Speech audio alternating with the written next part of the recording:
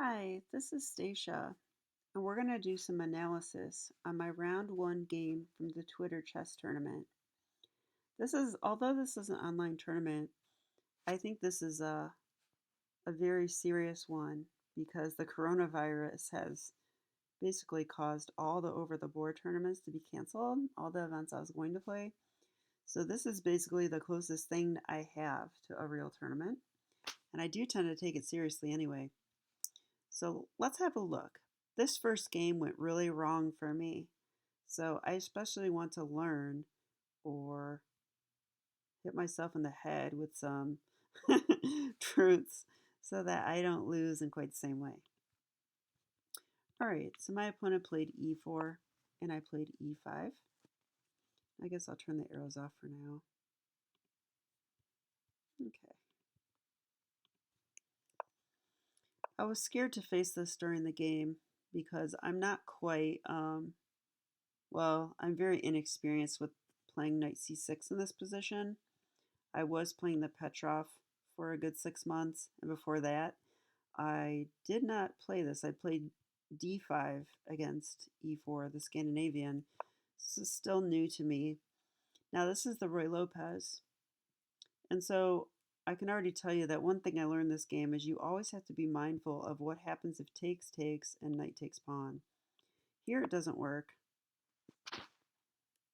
Yeah, like after this move, it doesn't work because of bishop takes, pawn takes, knight takes, knight takes.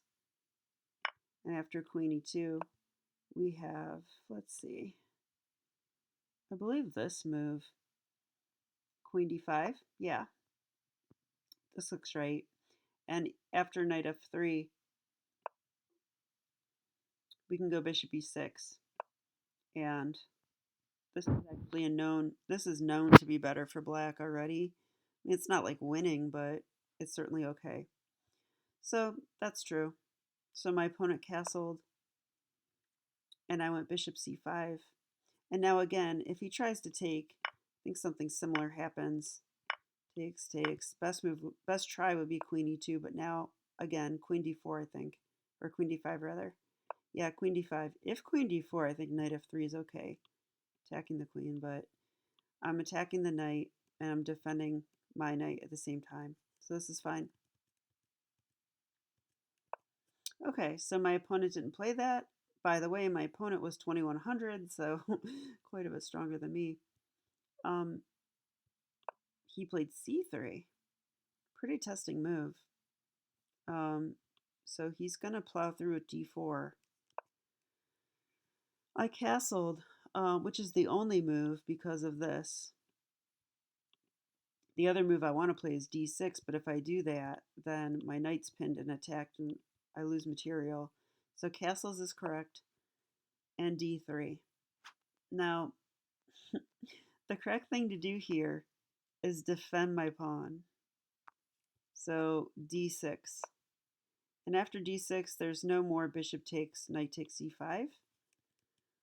But being inexperienced and being a little bit too relaxed, I played h6, which allows it. So this is just a blunder. I mean, computer calls it inaccurate. But let's be real. This is kind of a blunder. It's kind of a big deal. Now when he takes, white is too solid for me to really get play for the pawn. So I really don't think there's any compensation here at all. Maybe just a tiny bit, but certainly not enough, especially not with this in. Yeah, rook e8 is correct. Now here,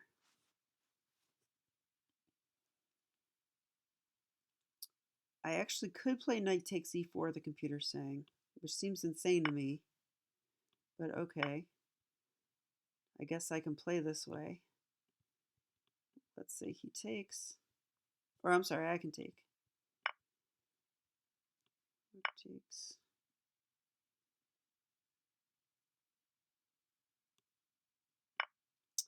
Ah, I kind of see the point. Okay, I get it now. So the thing is, I'm giving up my bishop, but this pawn is also defending the knight. I actually missed that during the game.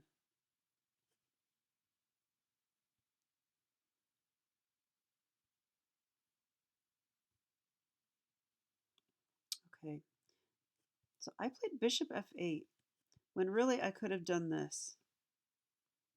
And when the knight undefends, take this after trading queens. But yeah, I played rook e8 partially because I wanted to hide my bishop by my king. I thought this is practical, and I knew white had an advantage here, definitely because of the center. But at least I have the two bishops. It's something to play for. All right, so queen here. Seems like a logical move. My opponent told me that the computer hated this move. He's not wrong. But, you know, in the game, this looked reasonable. I mean, queen g3 is a thing. And, okay, I went here. So, I think the whole reason that this isn't accurate is because I can play c5 here. c5 is black's only try. I thought about this during the game. I did think about it.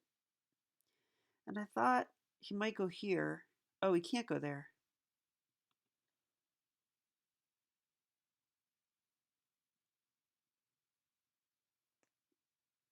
Yeah, why not this? I did see this during the game. Oh, now c5. Yeah, I don't know. It's hard to play this way. I mean, it looks dangerous. This opens... Wow, why do I keep doing that? I'm so sorry. Let's see.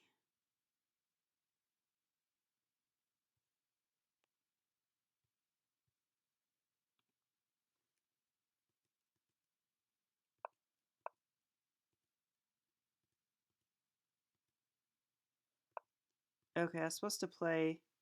So after this, queen f3, this is where this happens.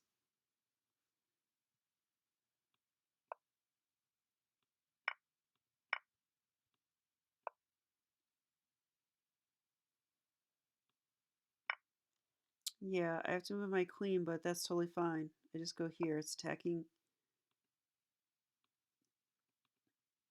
the knight. Yeah, okay. You know what? I get it. This basically opened the position for my two bishops. And I'm not cramped anymore.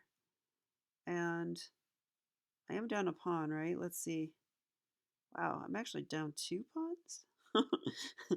Yeah, it's amazing. The computer says it's minus 0.2, so despite being down two pawns, black has all this play, so I mean, I'm going to at least win one back, looks like.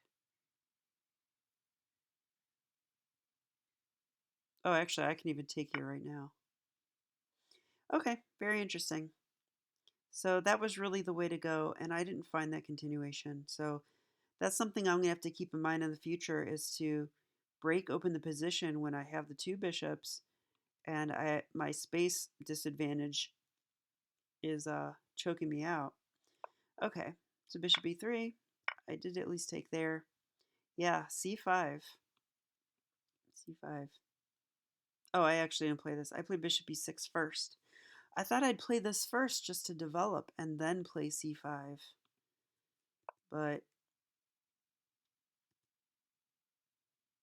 this gives white time to develop too.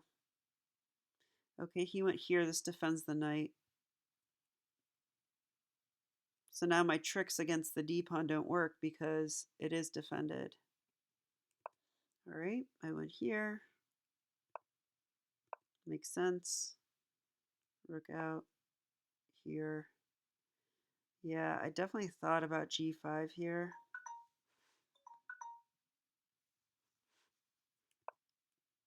I played c5.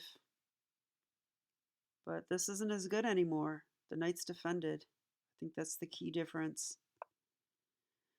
Oh, and he has this. Yeah, so because the knight's defended, he can go d5. And it felt like I was in a lot of trouble, and indeed I am. Drop my bishop back and tried to survive. Okay, So here I played knight h7. I didn't know what to do, to be honest. Um, I thought about g5, but it looks scary. I mean, if here,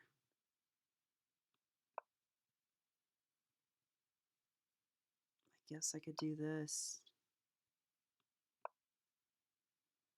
Yeah, I don't know.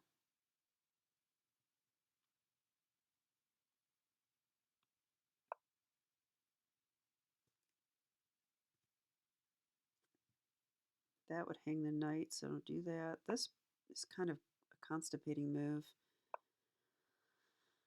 Oh, I have to admit, I'd probably go here or something. Oh, yeah, I was worried about this during the game. Okay, it just feels like, black's falling apart. Okay, so in the game I went knight h7, he went h3. I played here attacking the queen. He took. And I took, which is a blunder. It's crazy because if you watch my live recording of the game, you'll notice that I say more than once probably, I have to take this bishop with a pawn. And then I looked at my time ticking down and I took with a queen after looking at other things. So, yeah, I think it's really important that this has happened more than once to me, but I think when you're playing real games and you go, okay, I have to take with the bishop, but first, let me just check to see, if I can play, can I do this? Or you look at some other line.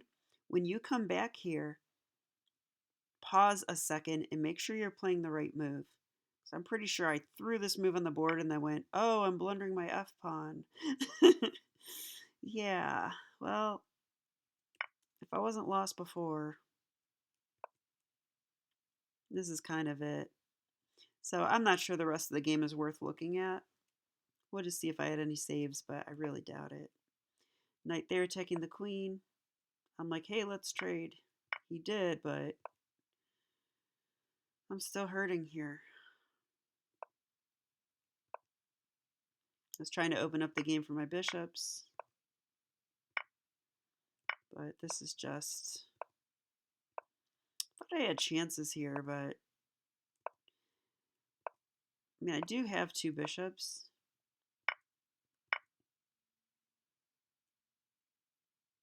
But I'm basically down too much.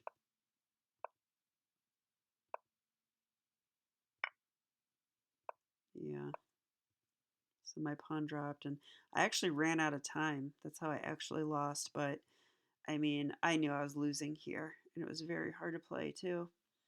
I mean, you've got these guys coming down your throat, so, and the knights are so tricky. Okay, so let's go over the highlights. I mean, basically, the one takeaway, well, there's two takeaways. The first is that in this Ruy Lopez, which by the way, I'm going to play a6 from now on, not the Berlin anymore with bishop c5. I'm not playing this anymore. I'm going to play a6, the main line, Morphy's defense. But when you play these, you have to calculate this every time and make sure that you have a refutation. So I failed to do that and lost a pawn. And against a 2100 like my opponent, the game is probably lost at this point. The only chance I had, wasn't I supposed to play something else here? Well, there's knight takes e4, which is really interesting. This whole idea that the knight is only guarded by the pawn and we can distract it, that's one thing. But the main takeaway is this, instead of developing like normal, c5 is actually correct. It actually gives me chances here. So this whole thing with rook here and then takes, c5 again. If he takes, he loses the knight. Well, actually, not immediately.